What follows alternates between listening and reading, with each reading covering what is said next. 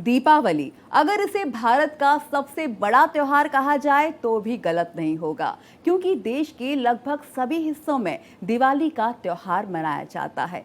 कहीं कम तो कहीं खूब धूमधाम से।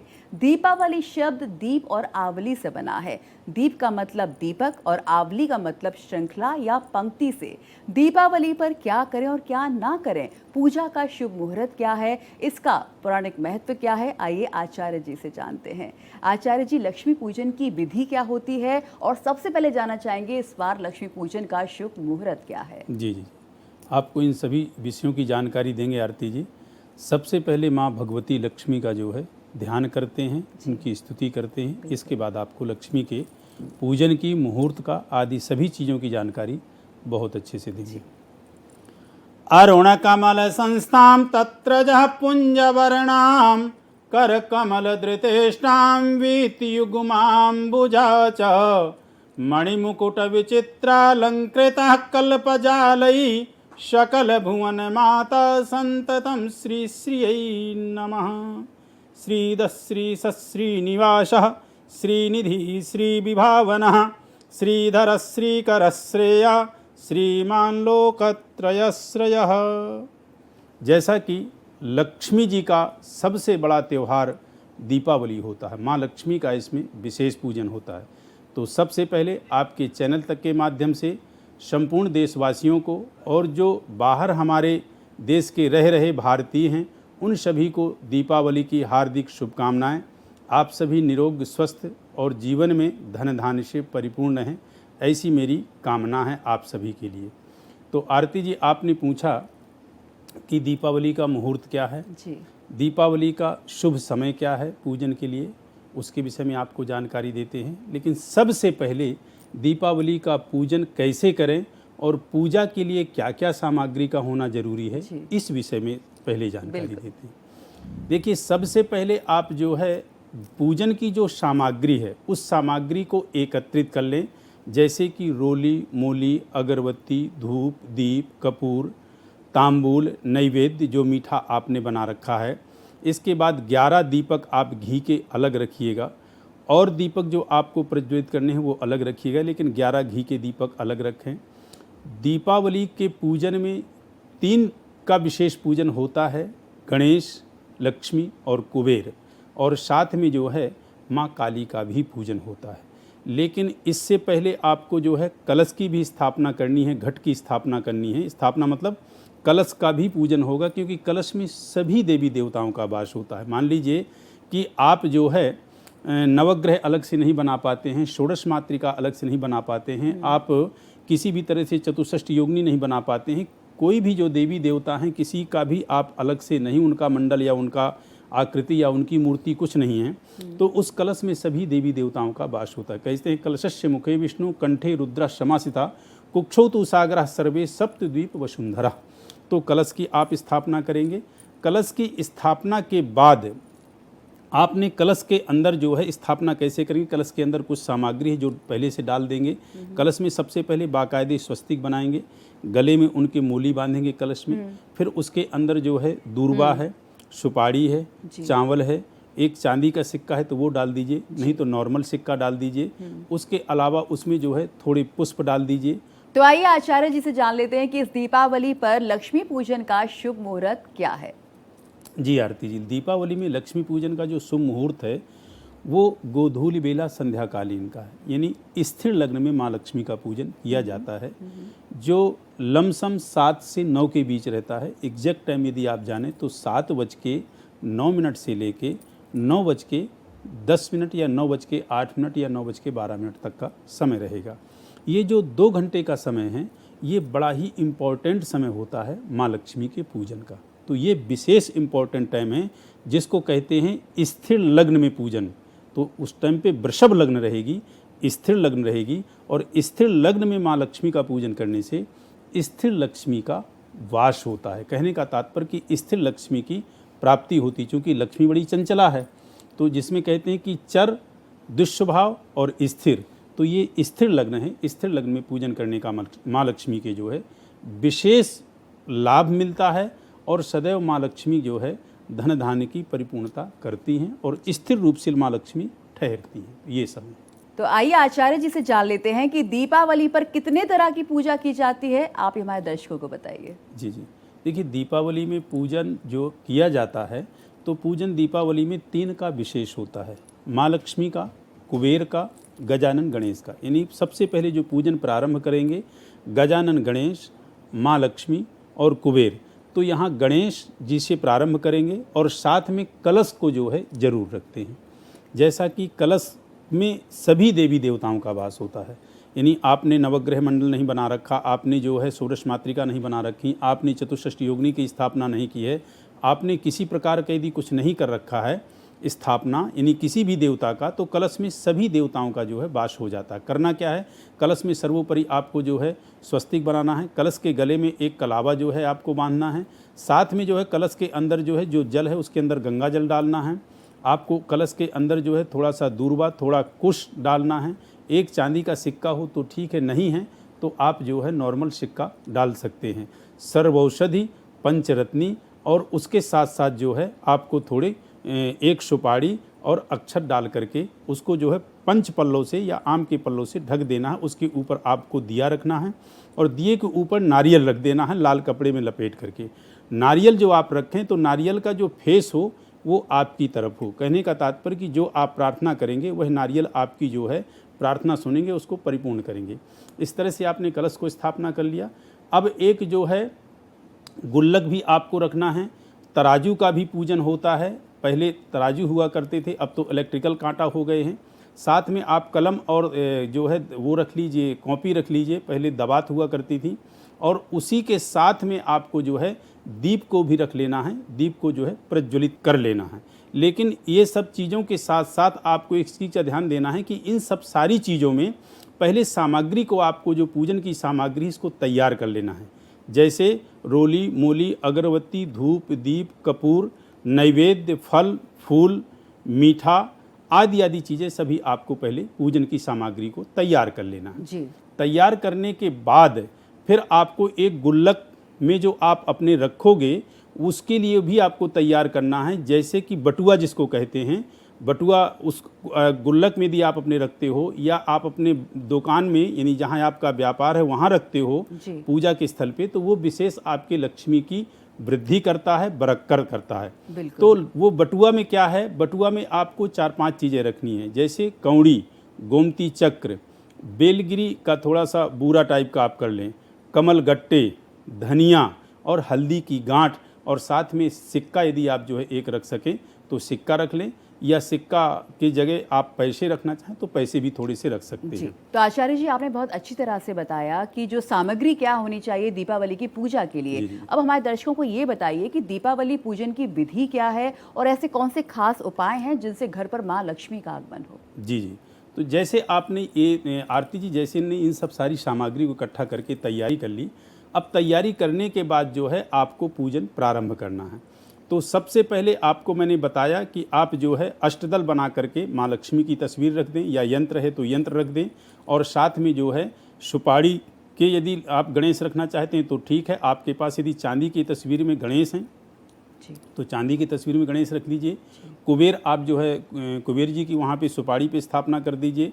वहीं पे एक पान के पत्ते में सुपारी पे जो है माँ काली का भी आवाहन कर दीजिए। आपने जो उस पर कहा उस पर एक सवाल मेरे दिमाग में आ रहा है, शायद दर्शकों के दिमाग में भी होगा। आचार्य जी, दीपावली पर लक्ष्मी और गणेश जी की संयुक्त पूजा क्यों की जाती है? हाँ, ये आपने बड़ा बढ़िया प्रश्न किया आरती जी।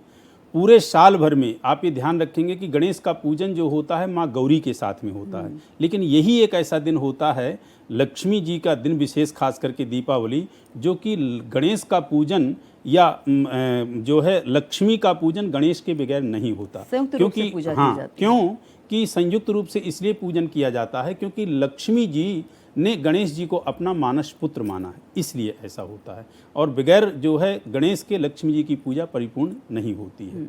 तो इस तरह से आपने तैयारी कर दी। आप ध्यान रखेंगे कलश को अपने जो है आप जो है लेफ्ट रखेंगे, यानी देवता के राइट रखेंगे, उसी तरह दीपक को देवता के लेफ्ट रखेंगे। आदि आदि आपने पूरी तैयारी की कर ली है।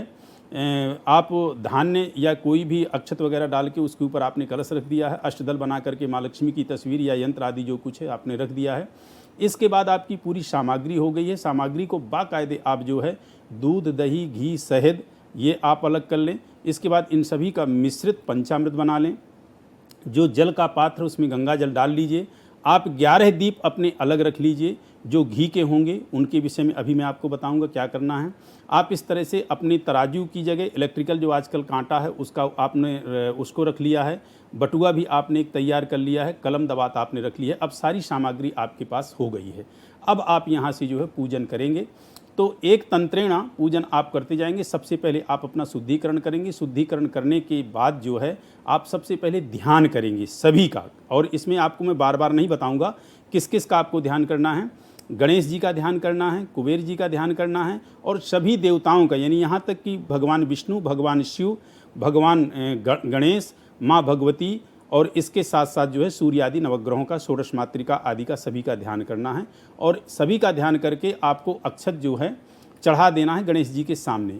इसके बाद पृथक पृथक सभी का ध्यान करके भगवान विष्णु का, भगवान जो है शिव जी का और श्री महाकाली महालक्ष्मी आदि का ध्यान करके, नवग्रह और षोडश मातृका आदि का ध्यान करके आपको कलश के ऊपर जो है अक्षत डाल देने हैं और प्रार्थना करना है कि सभी आप लोग इस कलश में आकर के विराजमान हो। ऐसा कर देना है। इसके बाद आपको जो है हाथ जोड़ करके जो है सभी को यह प्रार्थना करनी कि आप सभी आवाहित देवता इस मेरी पूजा को जो है स्वीकार करें, ग्रहण करें। ये मैं आम आदमी के लिए बता रहा हूँ। यदि पंडित जी को बुला रहे हैं तो वो विधान से आपको कराएंगे। आपने दीप प्रज्वलित कर दिया है। जैसे आप अपना शुद्धिकरण करेंगे वैसे ही आप दीप को जो है प्रज्वलित कर देंगे। इसके बाद आपका संकल्प प्रधान होता है कि आप किस उद्देश्य से, क्या आपकी जो है भावना है इस पूजन में, वह आप जो है हाथ जोड़ करके माँ लक्ष्मी से कामना करें। और हम यदि नहीं भी संकल्प करते हैं तो माँ लक्ष्मी हमारे हृदय की पीड़ा को, हमारी हृदय की वेदना को बहुत अच्छे से जानती। हो सकता है हम शब्दों में व्यक्त ना कर पाएँ, उससे बेहतर वो हमारे हृदय को पढ़ लें कि हमें किस तरह का क्या और किस प्रकार का जो है कामना है जो कि हम पूजन कर रहे हैं। अब आप यहाँ से पूजन करेंगे।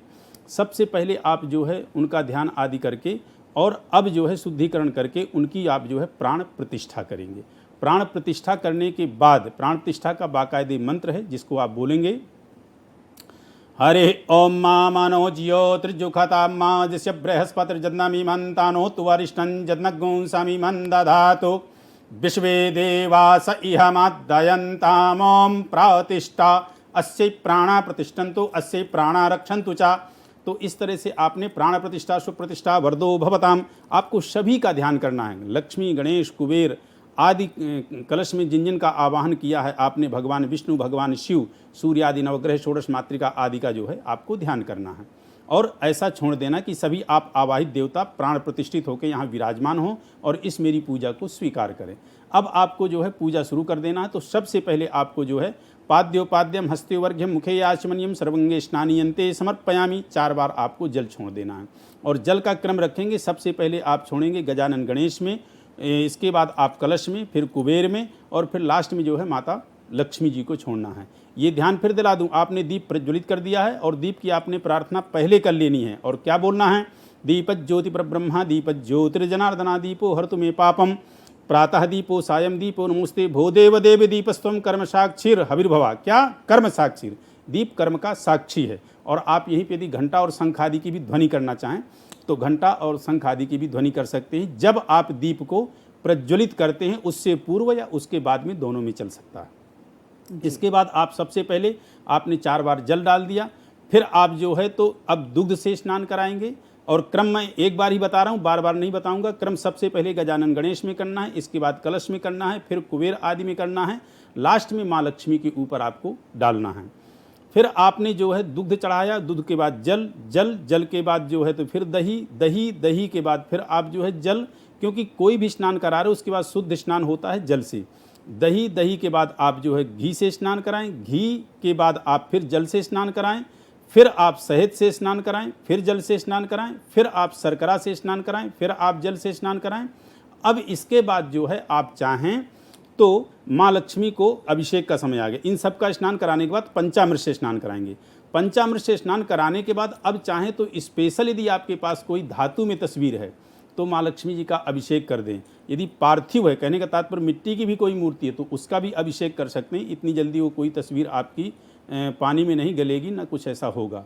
और श्री यंत्र है तो उसका भी आप अभिषेक कर सकते हैं। और अभिषेक आपको करना कैसे है, बाकायदे अनार के रस से और जो माँ लक्ष्मी के 16 मंत्र हैं श्री सूक्त के, उनसे आपको अभिषेक करना है। और अभिषेक करने के बाद, और वो मंत्र मैंने आपको जो है बता दूं, थोड़े से 2 मंत्र बोल करके जिससे अभिषेक करना है। हरि ओम माँ हिरण्यवर्णाम हरिणीम सुवर्णरदतस्रजाम चंद्राम हिरण्मयीं लक्ष्मीं जातवेदो म आवह ताम आवह जातवेदो लक्ष्मी मनपगामिनीम।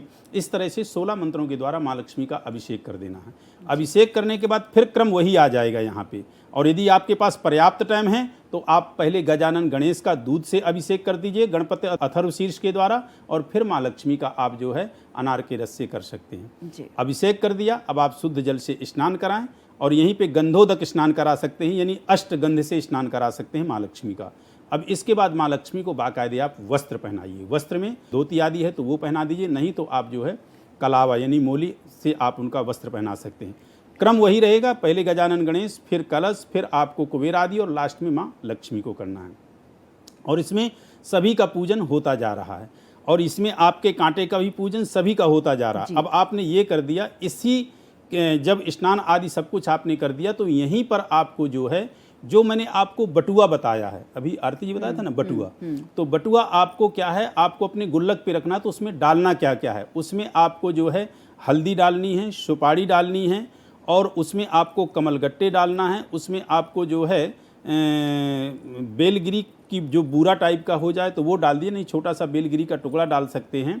और उसमें गोमती चक्र और कौड़ी ये आप डाल करके, और थोड़ा उसमें कोई पैसे या सिक्के डाल सकते हैं। तो उसमें आपको जो मंत्र बोलना है, उसमें कोई भी माता लक्ष्मी का मंत्र बोल देंगे तो चलेगा। और उसमें आपको जो है तराजू के ऊपर रख दें, जो आपका कांटा है वहाँ पे रख दें, या आप सामने जो है वेदी पे रख सकते हैं। उसमें भी हर चीज़ का थोड़ा सा अब आप जो है चढ़ाते जाएंगे। तो सबसे पहले चंदन, चंदन के बाद अक्षत, अक्षत के बाद आपका जो है पुष्प होगा, पुष्प के बाद जो है पुष्पमाला चढ़ेगी, पुष्पमाला के बाद आपकी दूर्वा चलेगी। और यहाँ पे दूर्वा श्री गणेश को और माता लक्ष्मी को भी दूर्वा चढ़ती जाएगी। इसके बाद जो आपका चढ़ेगा, तो इसमें दूर्वा चढ़ाने के बाद माता लक्ष्मी को जो आपने पुष्प आदि चढ़ा दी, अब यहाँ पे जो है माँ लक्ष्मी का आप जो है श्रृंगार कर सकते हैं, जो षोडशोपचार से जो है मतलब 16 श्रृंगार जो होता है और श्रृंगार कर सकते हैं। श्रृंगार में क्रम क्रम से चढ़ा सकते हैं, या इकट्ठा श्रृंगार है तो माँ लक्ष्मी को इकट्ठा आप श्रृंगार दे सकते हैं।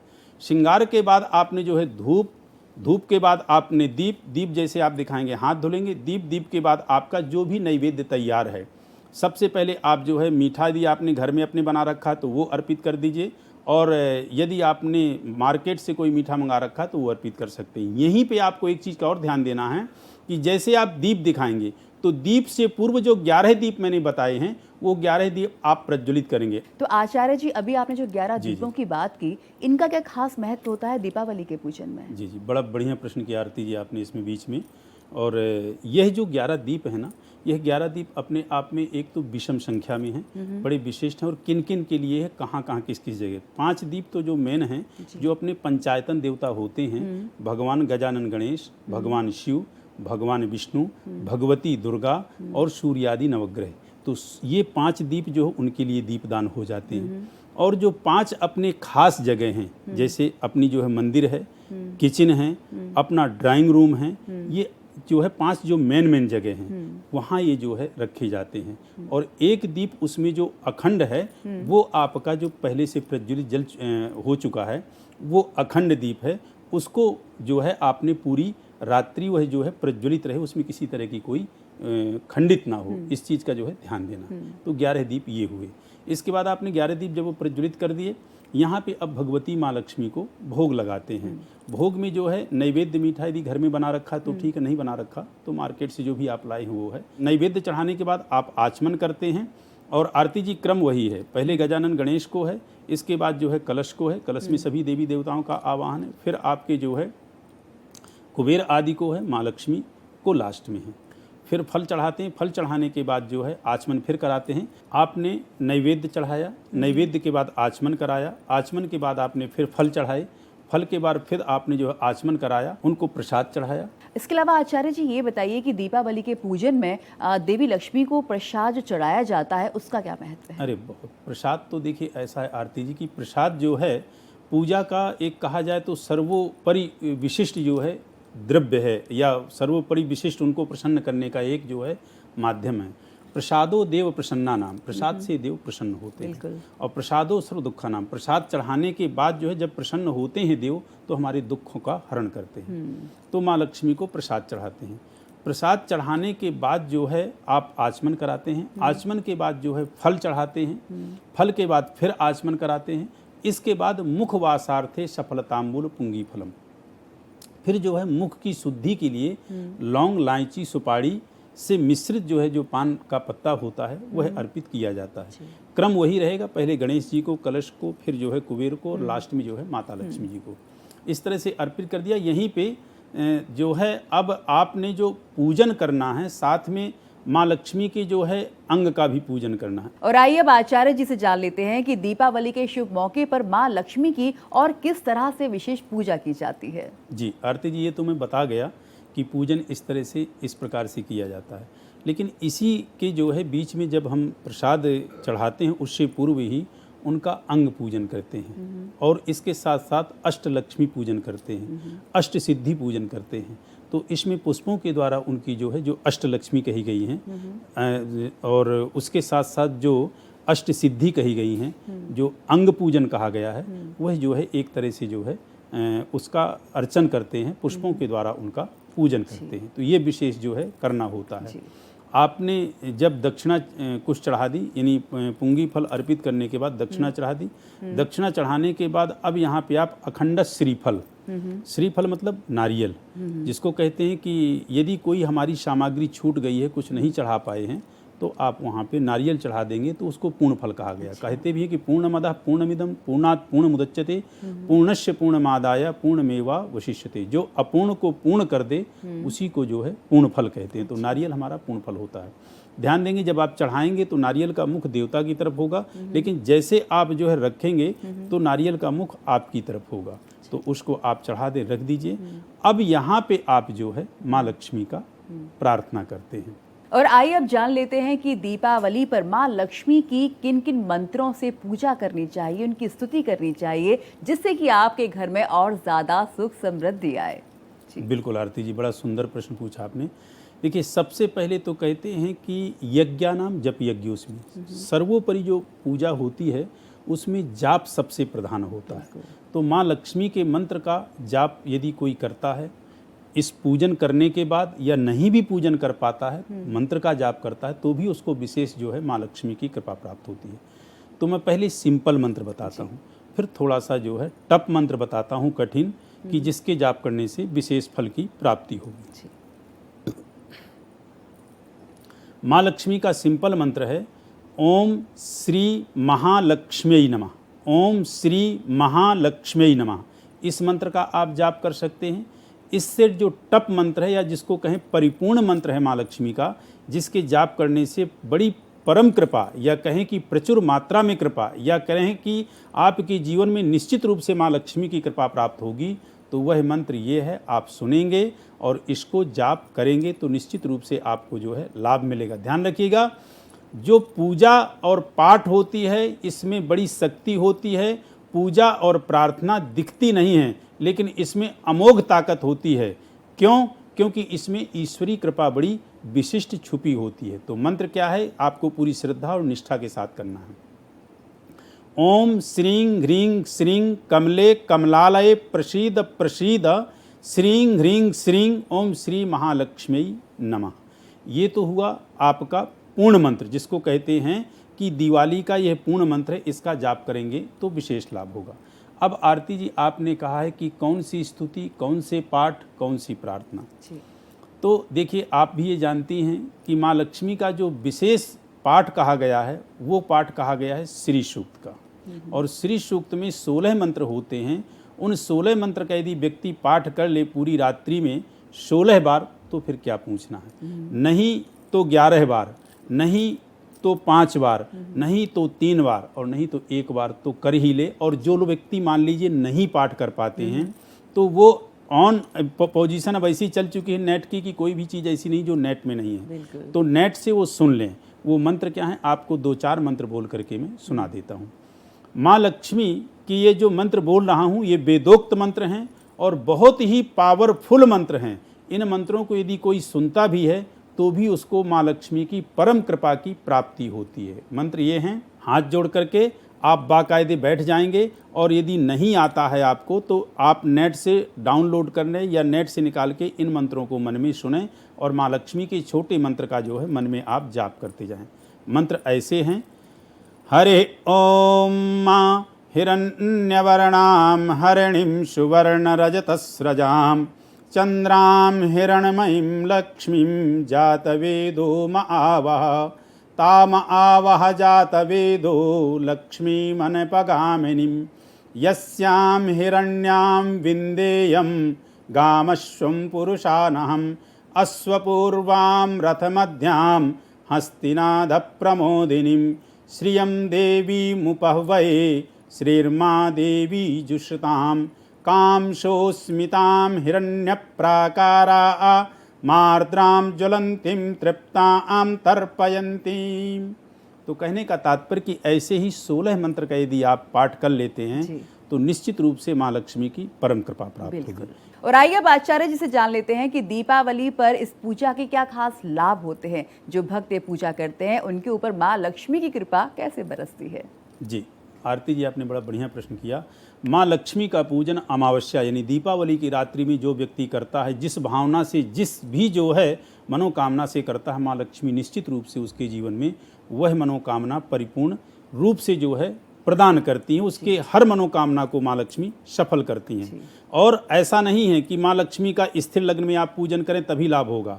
आप संपूर्ण रात्रि माँ लक्ष्मी का पूजन करें, निश्चित रूप से आपको जो है विशेष लाभ होगा। और जो मैंने स्तुति के विषय में कहा था, कनक धारा का पाठ अवश्य करें, इंद्रकृत लक्ष्म्याष्टक का पाठ अवश्य करें, आप ओम श्री महालक्ष्मी नमः और जो मैंने मंत्र बोला उसका जाप जरूर करें। कनक धारा का एक ही श्लोक बोलता हूँ जो बहुत ही सुंदर है, आप सुने। अंगम हरे पुलकभो क्षणमाश्रयन्ती भृंगांगने व मुकुला भरणं तमालम अंगीकृताखिल विभो तिरपांगलीला मांगल्यदास्तु मम मंगल देवताया। इसी तरह जो है इंद्रकृत लक्ष्म्याष्टक है जिसके विषय में बहुत ही सिंपल स्तुति है, नमस्तेस्तु महामाई। तो ये वाला आप जो है जाप करें तो इससे विशेष जो है लाभ होगा। समय का अभाव है, मैं ये कहूँगा जैसे जिस तरह से आपसे बन पड़ता है निश्चित रूप से माँ लक्ष्मी की आप प्रार्थना कीजिए।